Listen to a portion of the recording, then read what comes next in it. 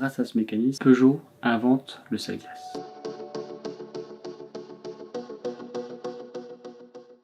Le zircone, c'est un matériau, une céramique, aussi appelée dioxyde de zirconium. On ne le trouve pas à l'état naturel, c'est une matière qui a été créée par l'homme. On la trouve principalement dans le médical, dans tout ce qui va être prothèse, mais aussi tout ce qui est implant dentaire. Ce matériau, ce qui en fait sa plus grande force, c'est sa grande dureté et sa grande performance.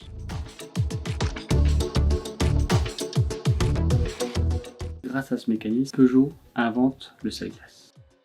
Ce qu'on appelle sel-glace, c'est de réduire au minimum la taille du grain de sel. Pour réduire cette taille de grain de sel au minimum, on a réussi à réaliser du dent contre dent. Dent contre dent, c'est quand les deux parties du mécanisme se touchent l'une contre l'autre afin d'avoir en fait le sel le plus fin possible. Pour réussir ça, nous avons travaillé sur des formes de dents et des inclinaisons afin d'avoir une homogénéité de mouture et un débit convenable tout en ayant ce sel-glace.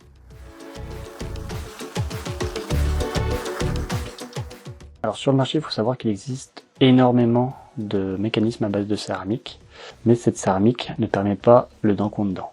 C'est une céramique à base d'alumine qui ne résiste pas autant au choc et au contact.